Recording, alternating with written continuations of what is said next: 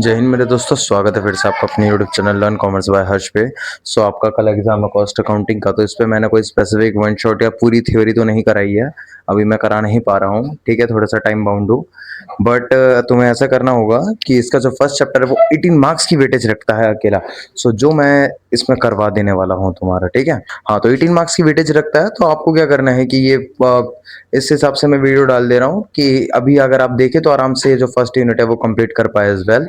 ठीक है, तो विदाउट टाइम वेस्ट जल्द से जल्द सारे टॉपिक्स को कवर करते हैं। ठीक है, तो लेट्स स्टार्ट।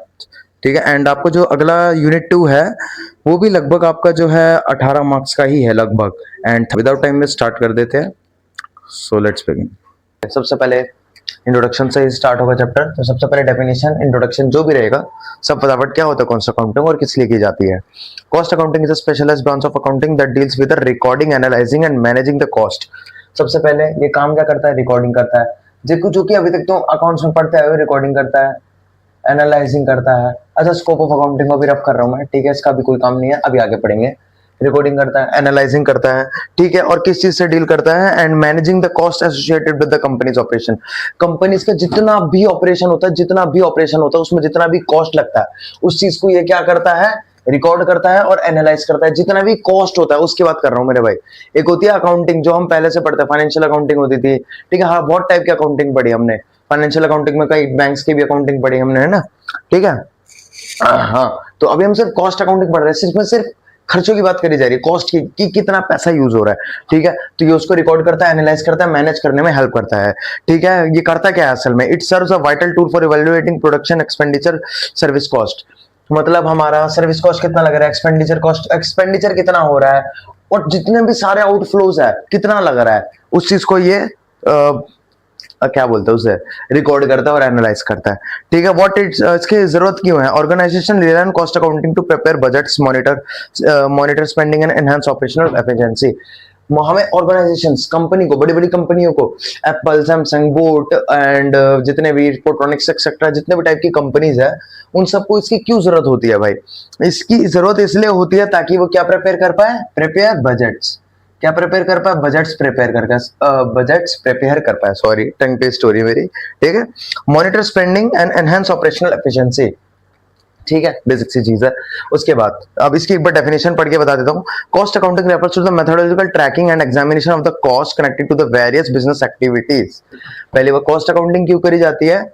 ये एक पुरानी तरीका है इस किस चीज को ट्रैक करने के लिए? आपकी कंपनी की कॉस्ट को ट्रैक करने का, अपने आपकी कंपनी की कॉस्ट को ट्रैक करने का एक पुराना तरीका है, ठीक है। It plays a vital role, ये बहुत ही बड़ा रोल प्ले करता है किस चीज में? Furnishing financial data, the aids management in planning, controlling expenses and making informed decisions. अब सुनो इसका मतलब क्या है कि ये बहुत ही बड़ा रोल प्ले करता है, ठीक है, हमारी ऑर्गेनाइजेशन में या किसी भी चीज में, ठीक है। सबसे पहली बात, ये हमारे फाइनेंशियली नुकसान होने को एक तरीके से कवर करता है, मतलब फाइनेंशियली एड होने से बचाता है। कैसे बचाता है? हमने सारे खर्चे पता कर लिए, ठीक है, अब हम नेक्स्ट खर्चों के लिए प्रिपेयर, हमने बजट बना लिया एंड हम प्रिपेयर है, ठीक है, सॉरी, ठीक है, हम प्रिपेयर है, ठीक है। अब ये चीज उस चीज से हमें बचा रहा है ना, एक तरीके से हमने ऑलरेडी जो है वो बना लिया है, क्या बोलते हैं उसको, बजट बना लिया कि हमारे कितना खर्चा होएगा पुराने खर्चों के हिसाब से, ठीक है। Financial data that adds the management in planning, controlling expenses, हमारे खर्चों को कंट्रोल करने में भी हेल्प करता है बजट के through, and makes informed decisions, and ऐसा डिसीजंस बनाने में हमारी हेल्प करता है, ठीक है। अब देखो इसमें और भी कुछ चीज लिखी है इसमें ऑब्जेक्टिव्स में, जो मैंने यहाँ पे नहीं लिखा, मैं बता रहा हूँ। Analysing expense, tied production and services, expense को एनालाइज करता है। Supporting financial planning and long term forecasting, financial planning मतलब कितना खर्चा होगा उस चीज की प्लानिंग को सपोर्ट करता है, प्लस में लॉन्ग टर्म फोरकास्टिंग की आगे क्या क्या हो सकता है, आगे क्या क्या हो सकता है, लॉन्ग टर्म फोरकास्टिंग लिख दे रहा हूं मैं, लॉन्ग टर्म फोरकास्टिंग। एक डेफिनेशन में इतना टाइम लग गया, मेरे को अच्छा नहीं लग रहा बिल्कुल भी। Enhancing internal cost and control system, ठीक है। चलो आगे बढ़ते हैं। Significance of cost accounting, significance कह लो, इंपॉर्टेंस कह लो, कुछ भी कह लो, ठीक है। Cost accounting is a fundamental to effective business management and is offer crucial insights into cost structure, helping firms streamline operations and enhance profitability in, ठीक है। चलो सबसे पहला पॉइंट पढ़ते हैं, cost control and efficiency improvement, ठीक है। इसका मतलब क्या है?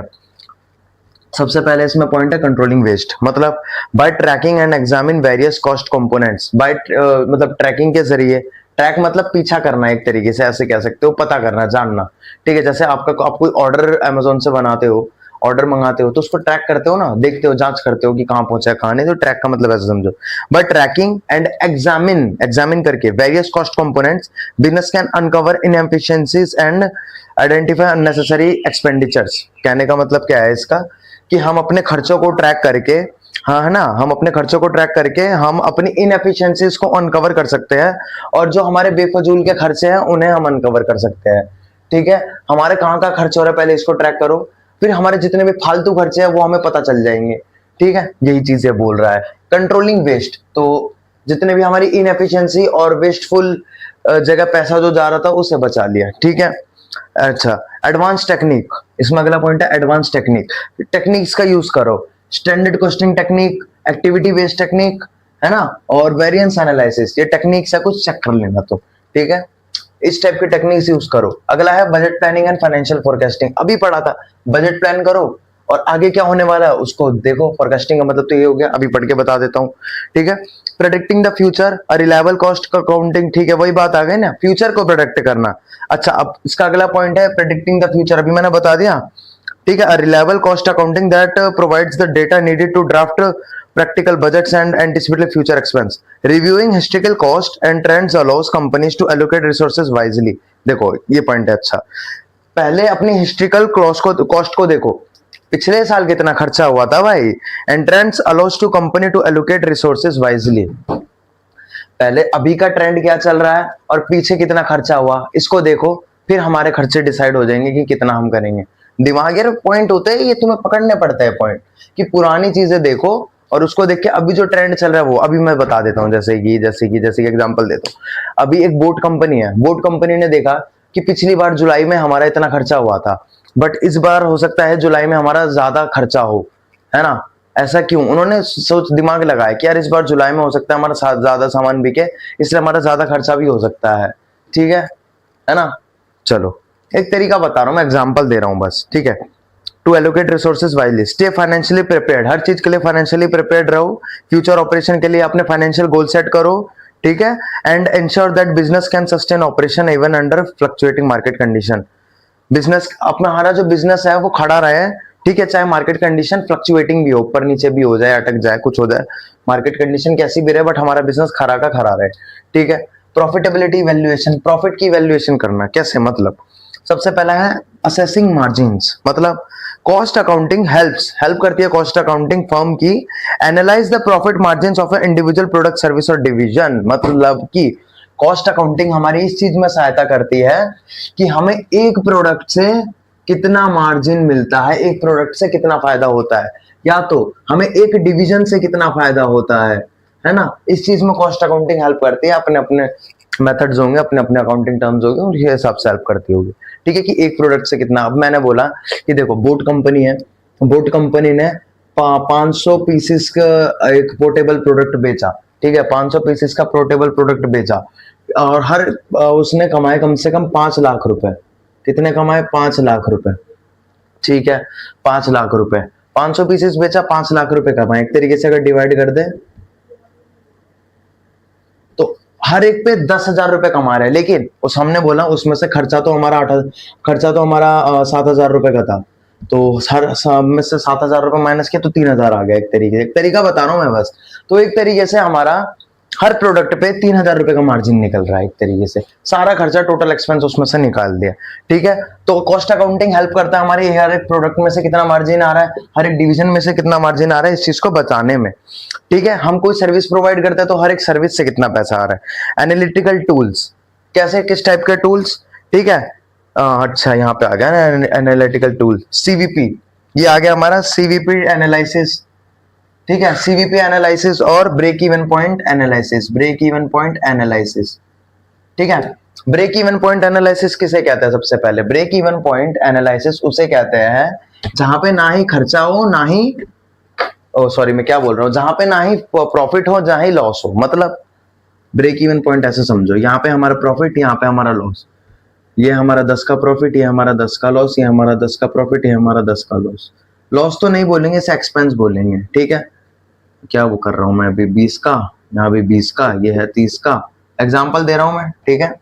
तो ब्रेक इवन पॉइंट उस पॉइंट को कहता है जहां हमारा प्रॉफिट इस वर्ड को हम प्रॉफिट भी नहीं बोलेंगे, कहने का मतलब है कि जो हमारा, कहने का मतलब जो पैसा हमारे पास आ रहा है वो हमारे एक्सपेंस के बराबर हो। आइए आपको समझ मैं क्या कहना चाह रहा हूँ।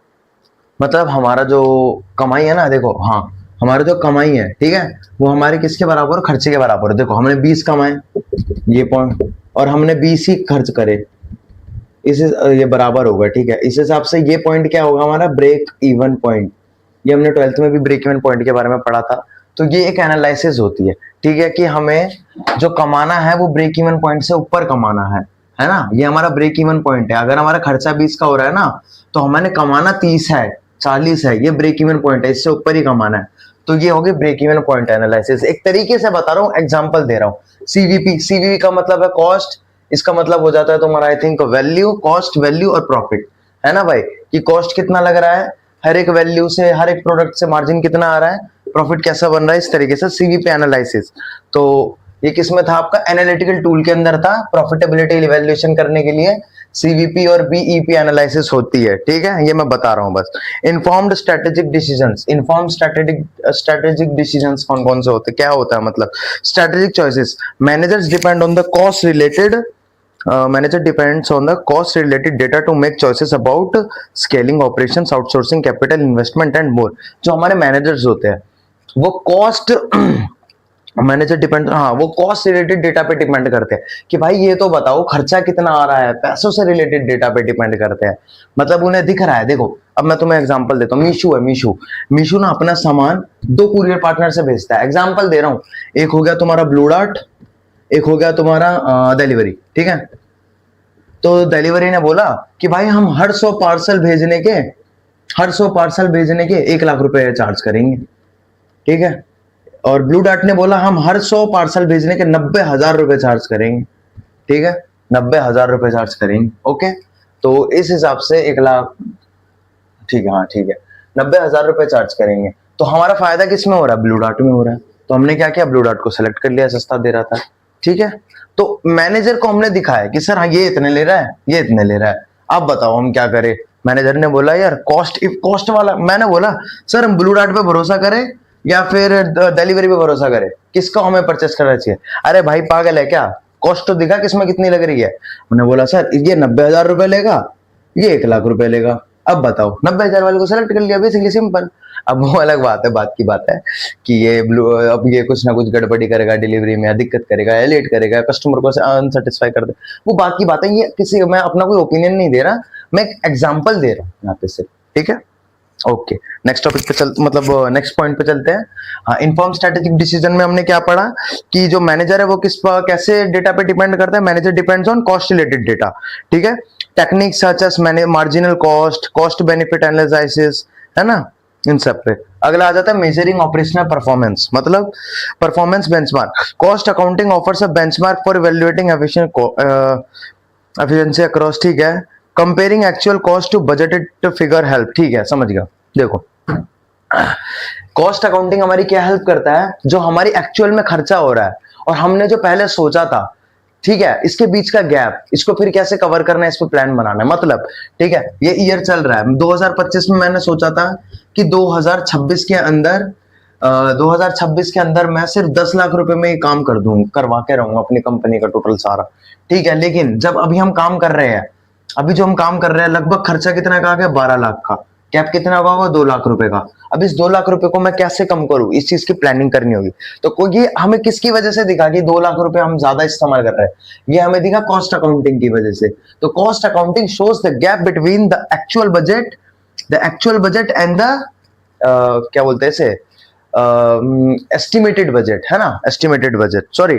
Cost accounting shows the gap of the actual cost and the estimated cost. मैंने गलती से बजट यूज कर दिया था, ठीक है। तो यहाँ में गैप भी दिखाता है कि हमने सोचा कितना था और हम असली में खर्चा कर कितना रहे हैं। वैल्यूइंग इन्वेंट्री एक्यूरेटली, तो वही हो गई वैल्यू, इन्वेंट्री वैल्यूड, हमने पढ़ा था इन्वेंट्री वैल्यूएशन, ठीक है। Correct asset valuation, proper cost tracking ensures that inventory is valued correctly. मतलब वही है कि कॉस्ट अकाउंटिंग से हम इन्वेंट्री को अच्छी तरीके से वैल्यू करेक्टली वैल्यूड कर पाते हैं। और कुछ इसमें एग्जांपल्स दिए हुए हैं जैसे फीफो लीफो एवरेज कॉस्ट है ना, वो सब तुमने खैर पढ़ रखा है। नेक्स्ट टॉपिक पे चलते हैं, ठीक है। आपका single second is valuable for me, so मैं आपका एक भी सेकंड वेस्ट नहीं होने दूंगा। तो let's start scope of accounting. हाँ, तो स्कोप ऑफ अकाउंटिंग या स्कोप ऑफ कॉस्ट अकाउंटिंग। सबसे पहले classification and analysis of cost. Classification and analysis of cost. Cost are grouped into categories like direct versus indirect और fixed versus variable.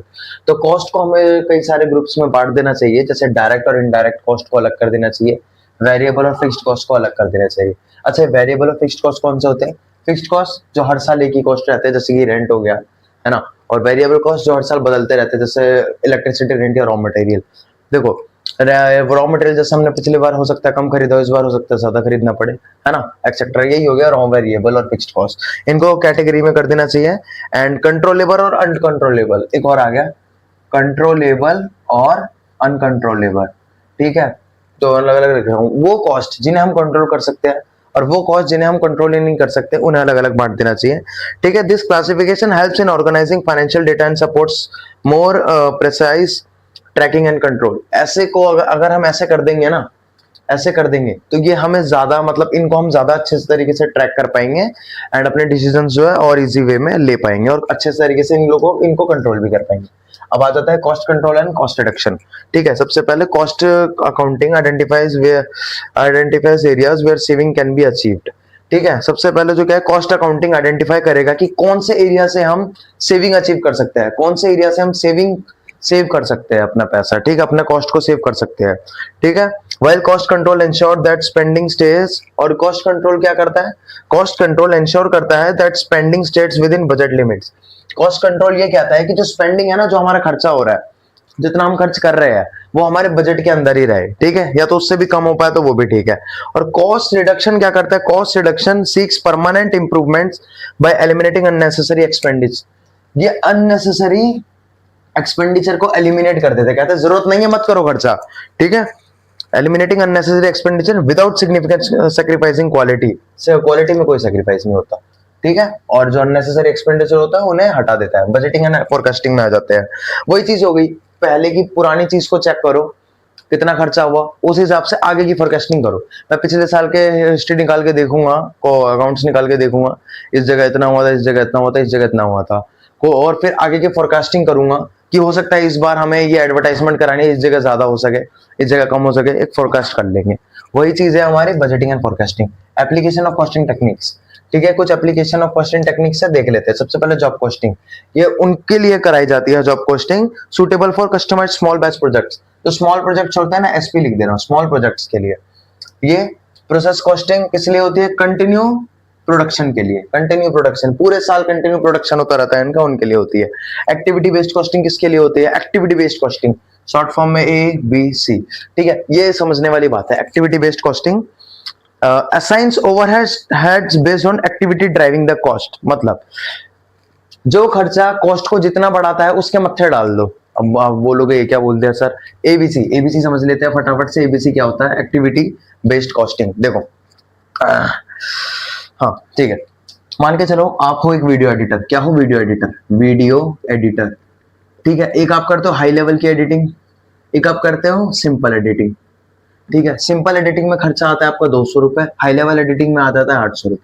Total खर्चा आपका कितना हो गया? 1000 रुपए।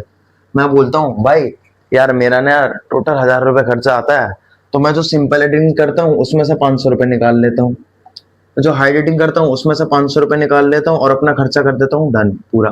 मैं बोलता हूँ ओए ABC मेथड यूज करना, activity based costing technique use करना। तो मतलब मैंने तेरा एनालिसिस किया है, देखा जब तू हाई लेवल की एडिटिंग करता है तो तेरा 800 रुपए का खर्चा वहां से आया, और जब तू सिंपल एडिटिंग करता है तो तेरा 200 रुपए का खर्चा वहां से आया। तो इस तरीके से देखा जाए तो 800 रुपए का जो खर्चा आ रहा है वो कहां से आ रहा है? हाई लेवल एडिटिंग से आ रहा है। तो तू अपने 800 रुपए जो है वो इसमें से निकाल, हाई लेवल एडिटिंग से, और इसमें से सिर्फ 200 रुपए निकाल। ये एक्टिविटी बेस्ड कॉस्टिंग तरीका यही कहता है कि अभी पढ़ के बताता हूँ एक सेकंड, कि assign overhead based on activities driving the cost. Assign overhead का मतलब जो पूरे खर्चे को बढ़ा देता है ना, उसी के मत्थे चढ़ा दो, एक तरीके से इसे समझ लो तुम इजी में। ठीक है, लास्ट आ जाता है मार्जिनल कॉस्टिंग। ये क्या होता है? Supports decisions bye focusing on variable cost. ये कैसे डिसीजन को सपोर्ट करता है? जो कि फोकस करता है variable cost and contribution margin. ठीक है, लास्ट आ जाता है स्ट्रेटेजिक डिसीजन मेकिंग। मतलब the insights generated by cost accounting help managers make informed decisions. Cost accounting क्या हेल्प करता है मैनेजर की? इन्फॉर्म डिसीजंस में। ठीक है, इन्फॉर्म डिसीजंस लेने में।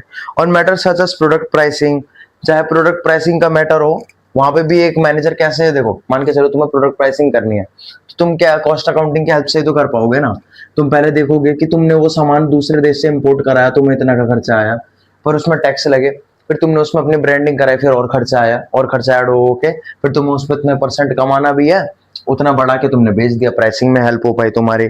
ठीक है, product pricing, outsourcing, capital investment, research distribution, इन सब में हेल्प हो पाएगी। तो इन सब के लिए क्या करना पड़ेगा? स्ट्रेटेजिक डिसीजन लेना पड़ेगा। ठीक है, हमारा जो ये कंप्लीट हो गया scope of accounting. Next topic पे चलते हैं, फटाफट से नेक्स्ट टॉपिक देखते हैं, डिफरेंस बिटवीन कॉस्ट अकाउंटिंग और फाइनेंशियल अकाउंटिंग। ठीक है, फाइनेंशियल अकाउंटिंग लास्ट ईयर पढ़ चुके हो तुम। ठीक है, कॉस्ट अकाउंटिंग पढ़ते हैं। Let's begin. सबसे पहले ऑब्जेक्टिव क्या रहता है? ये बेसिस लिखे हुए on the basis of objective, on the basis of primary users. तो सबसे पहले ऑब्जेक्टिव यहाँ मैंने लिखा नहीं है क्योंकि थोड़ा सा लंबा हो रहा था, इस वजह से।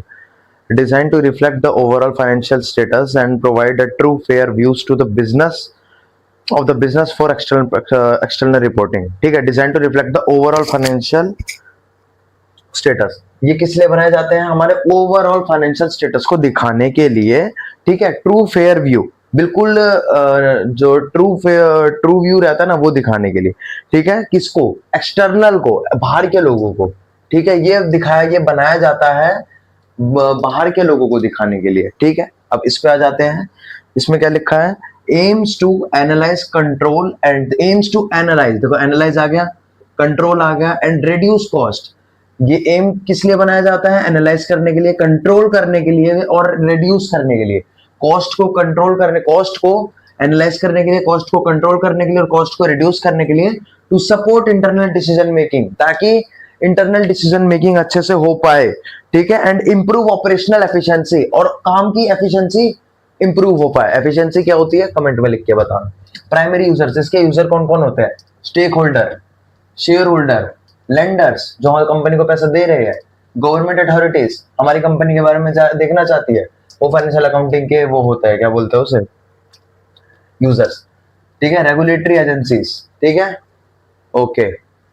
लेकिन इसमें कौन होते हैं? इसमें कंपनी के एग्जीक्यूटिव्स होते हैं, डिपार्टमेंटल मैनेजर्स होते हैं, डीए जिसे एचओडी कहते हैं ना, हेड ऑफ डिपार्टमेंट, है ना, वो भी कह सकते हैं, एंड ऑपरेशनल टीम्स। ठीक है, ऑपरेशन टीम्स होती है, उन सब के लिए ये बनाया जाता है ताकि उन्हें दिखाए कि भाई देखो इतना खर्चा करते हो तुम लोग, अच्छे से काम करो, है ना। Okay, so next is reporting frequency and timing. ठीक है, मतलब ये कब कब बनाए जाते हैं? ये या तो एक क्वार्टरली बनाए जाते हैं, एनुअली बनाए जाते हैं।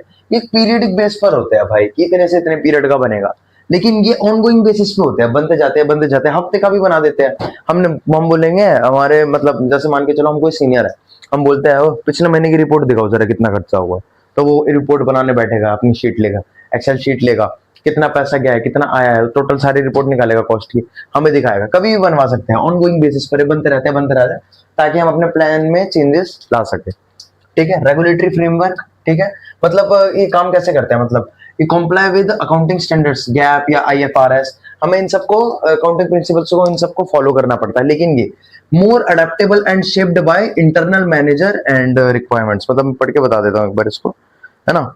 मतलब more adaptable and shift by internal managerial requirements rather than external compliance rule. इसमें एक्सटर्नल कंप्लायंस रूल कुछ नहीं लगता, ये इंटरनल मैनेजमेंट पे डिपेंड करता है। कहने का मतलब है कि ये हमारे अंदर के कंपनी के अंदर के लिए रहता है ना, तो इंटरनल मैनेजमेंट पे डिपेंड करता है कि वो इसे किस तरीके से बनाते हैं।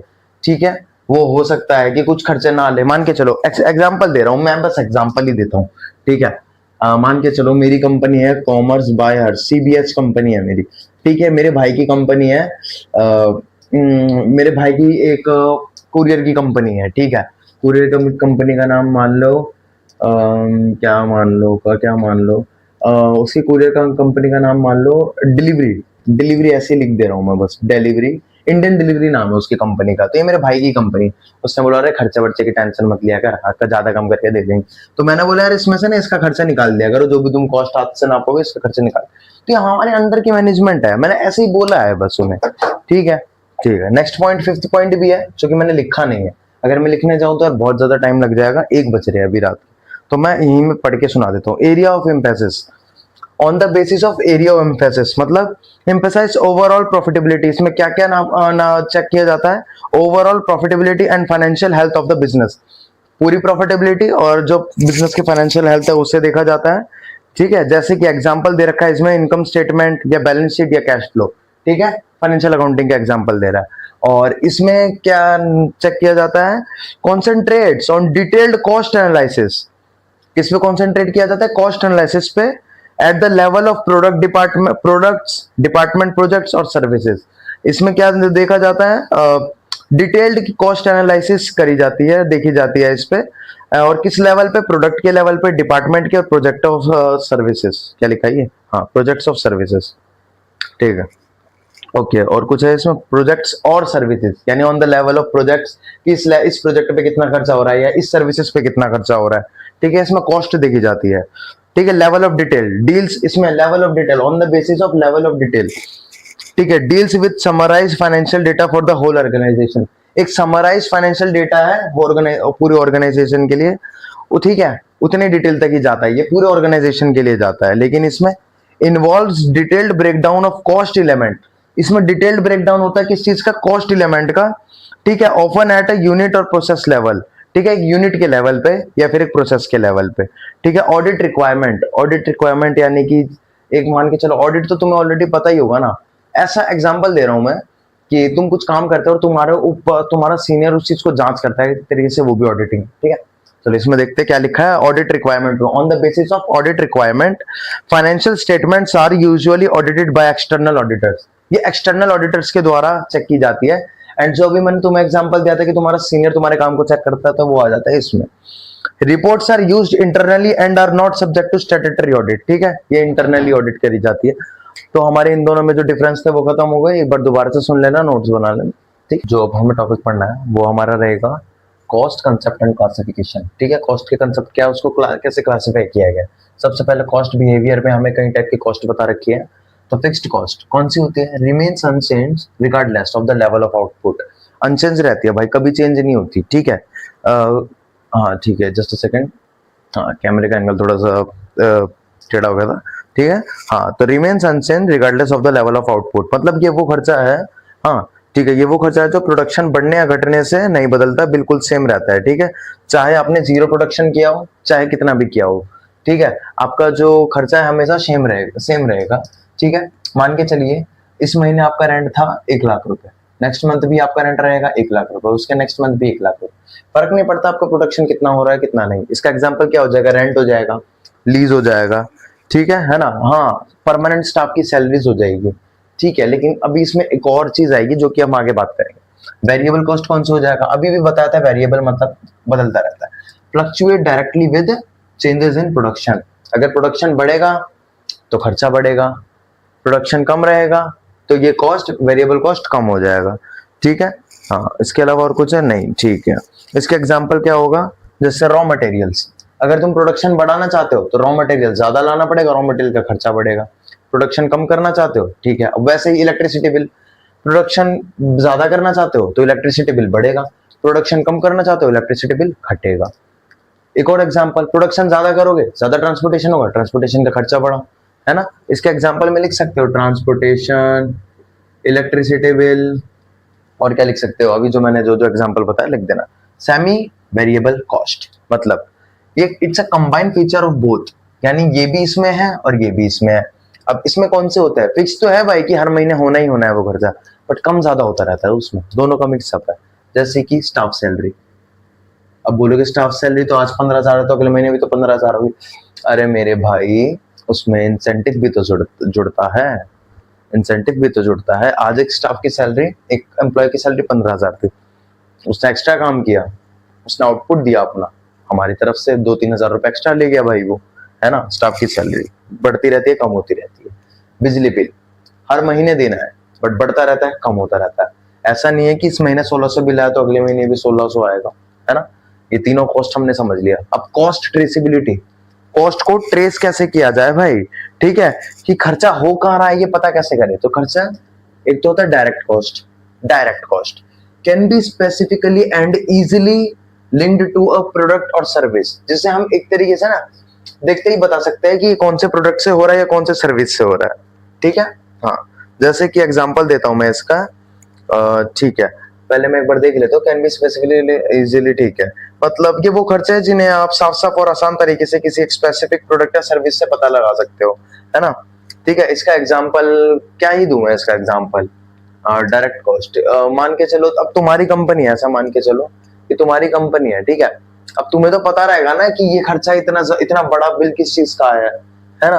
तो ये तुम्हारे डायरेक्ट कॉस्ट हो जाएगा, ठीक है। तुम बोलोगे ये 1 लाख रुपए, 1,10,000 का बिल दिख रहा है तुम्हें पता है तुम्हारी पूरी फैक्ट्री की ये बिजली का बिल होगा। Indirect cost can not be tied to a specific product और सर्विस बट आर एसेंशियल। ये जरूरी तो होती है, ठीक है, ये जरूरी तो होती है, बट तुम ये नहीं बता सकते कि किस प्रोडक्ट या किस सर्विस से ये पैसा तुम्हारा ये खर्चा जो है ये हुआ है।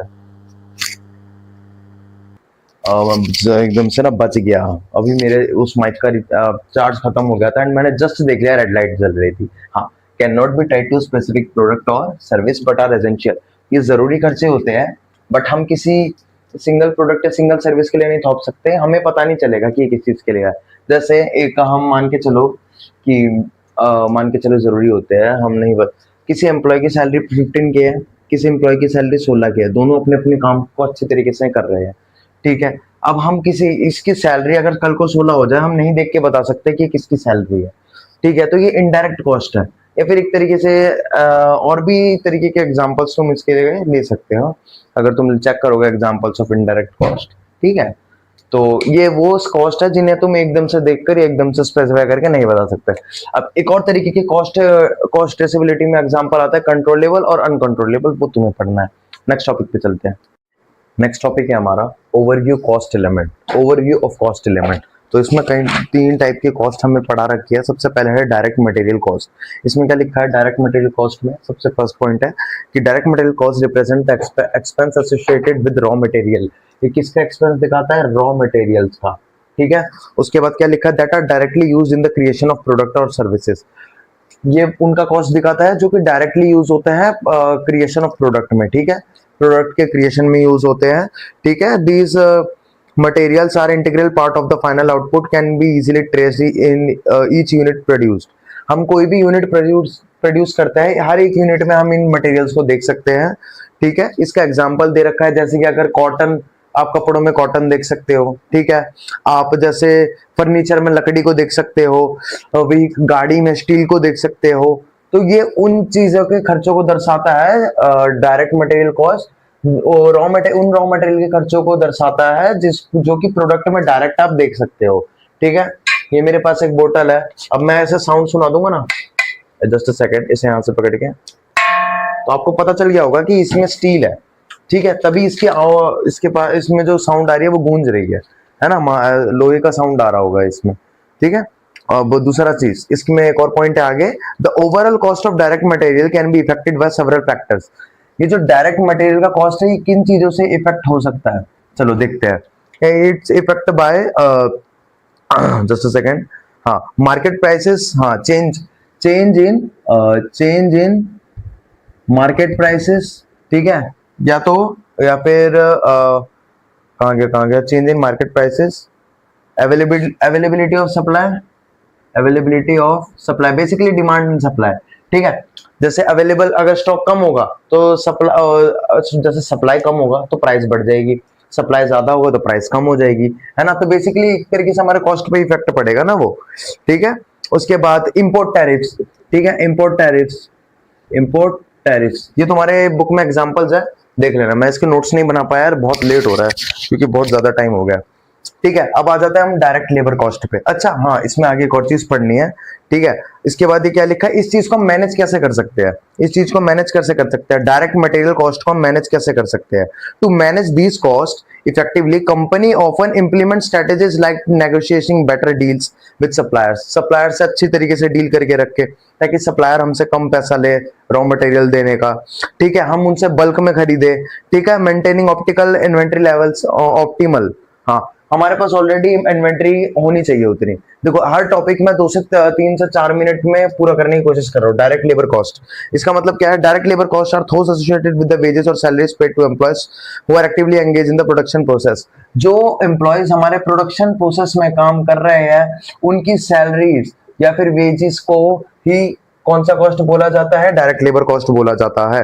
ठीक है, जो कि हमारे डायरेक्ट प्रोडक्शन में हेल्प कर रहे हैं। ठीक है, जो हैंड ऑन टास्क है जिनके पास। ठीक है, एग्जांपल्स में वेल्डर्स इन ऑटो प्लांट, जो कार वगैरह बनाते हैं वहां पे जो वेल्डर है, वेल्डर अपने हाथों से काम कर रहा है, डायरेक्ट प्रोडक्शन का काम कर रहा है। ठीक है, का टेलर, एक कपड़े की टेक्सटाइल इंडस्ट्री में, एक कपड़े की इंडस्ट्री में टेलर। ठीक है, तो एक कारपेंटर, एक फर्नीचर की दुकान पे कारपेंटर। तो ये उन एम्प्लॉयज की बात कर रहे हैं जो अपने हाथ से काम कर रहे हैं, डायरेक्ट प्रोडक्ट बना रहे हैं, उन खर्चों की बात कर रहा है। अब ये बोल रहा है सेवरल एलिमेंट्स कैन इम्पैक्ट, इन्हें कौन कौन से एलिमेंट जो है इम्पैक्ट या फिर इफेक्ट कर सकते हैं। ठीक है, इट इफेक्ट्स बाय, ठीक है, it effects by such hourly wage rates.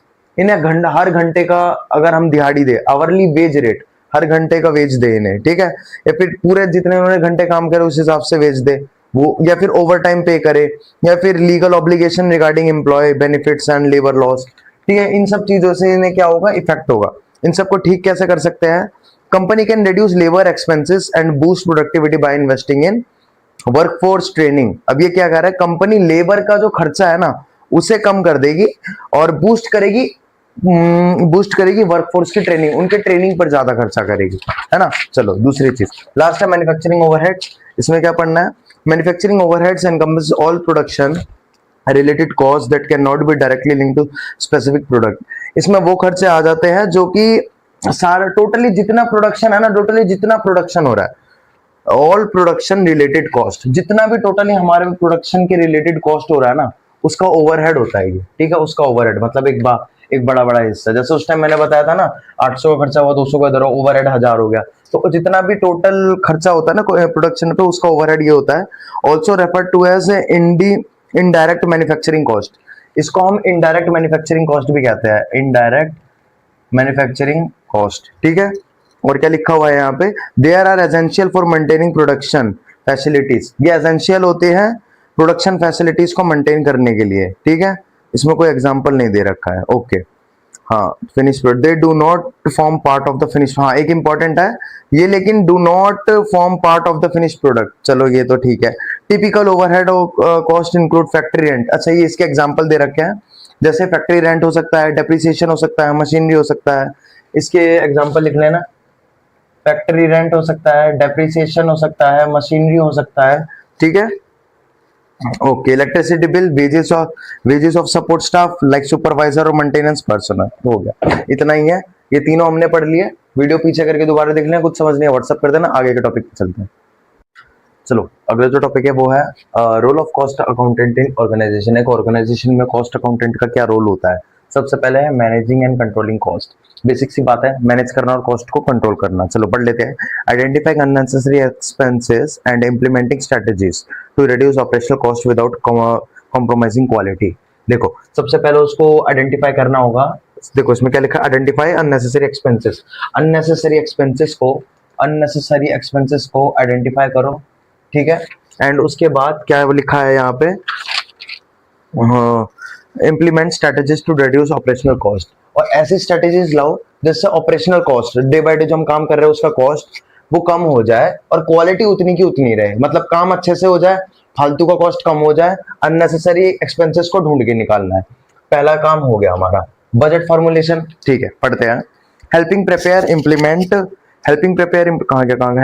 Implement and monitor budgets to maintain financial discipline across departments. वो ये फाइनेंशियल डिसिप्लिन को मेंटेन रखना है।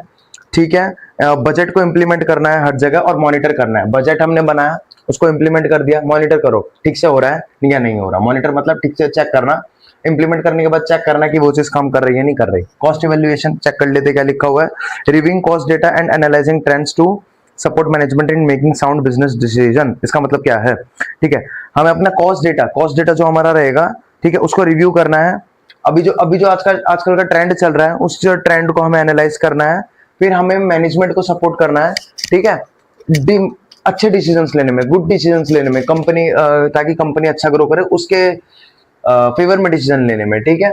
नहीं समझ आ रहा, पीछे करके दोबारा देख लेना, ठीक है। प्राइसिंग रिकमेंडेशन, एक अच्छा कॉस्ट अकाउंटेंट प्राइस भी रिकमेंड करेगा, हमारे खर्चे देखेगा, वो हमारे खर्चे देखेगा, फिर उसके हिसाब से उस पे प्राइस भी रिकमेंड करेगा, ठीक है। Offering valuable input on product और service pricing based on detail cost analysis. एक प्रोडक्ट आया, देखो मैं एक कंपनी वाला हूँ, मैं चाइना से सामान इंपोर्ट कर रहा हूँ, ठीक है, चाइना से सामान इंपोर्ट करा, देखो मेक इन इंडिया वो अच्छी बात है, मैं भी एक एग्जांपल ले रहा हूँ। चाइना से सामान इंपोर्ट करा, मेरे को हर प्रोडक्ट पे कुछ ना कुछ कॉस्ट पड़ा, वो मैंने दिमाग में रख लिया, ठीक है। जिसमें टैक्स लगा इंपोर्ट करने का, वो मैंने दिमाग में रख लिया, ठीक है। अब उसके बाद उसमें मैंने अपनी कंपनी की लेबलिंग करा दी, वो मैंने दिमाग में रख लिया, टोटल मेरा इतना खर्चा हो गया। अब मैं इस पे थोड़ा सा और बढ़ा के उसे बेच दूंगा।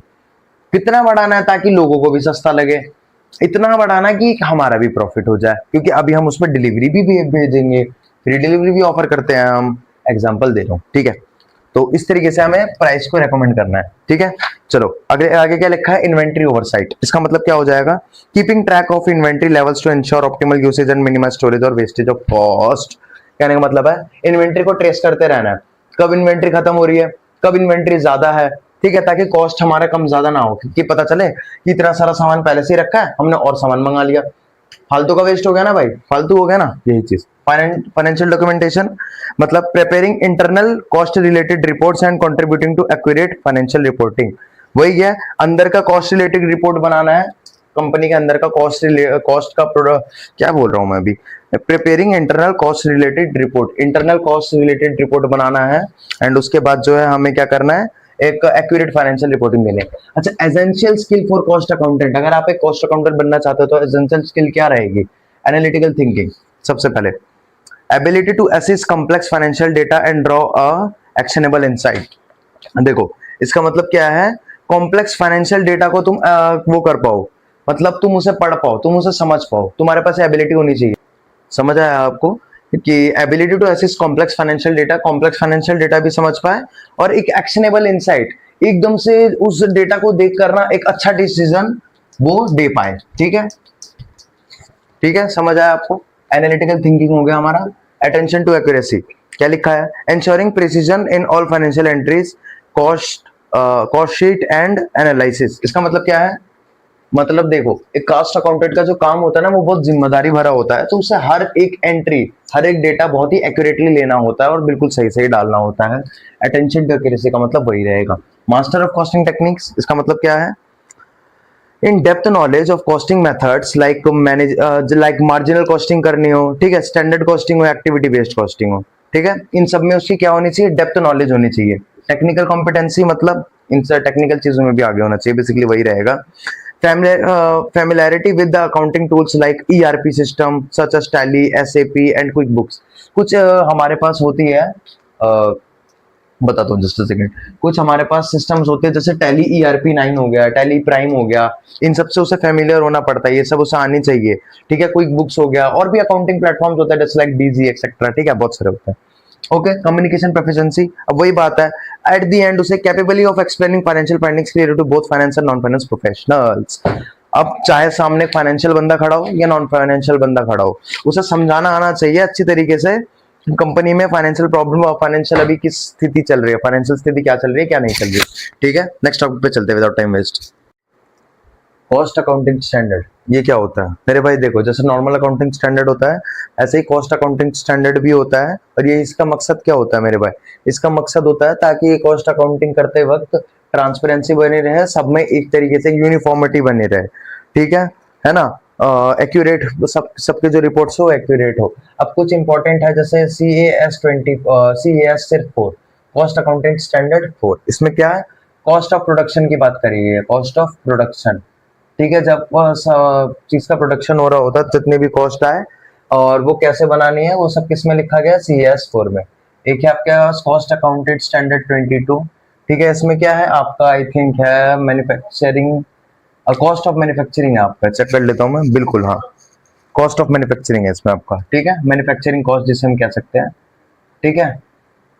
मैन्युफैक्चरिंग कॉस्ट, राइटिंग पे मत जाना, स्पेलिंग पे मत जाना, ठीक है, जज्बातों पे जाना। ये स्टैंडर्ड प्योर मैन्युफैक्चरिंग कॉस्ट को डिटरमाइंड या फिर रिकॉर्ड करने के लिए होता है, ठीक है। ओके, और कोई है इसमें, आई थिंक यही दो मेन थे, और भी एक मैं बुक चेक कर लेता हूँ, ठीक है, बुक में अगर मिलता है तो।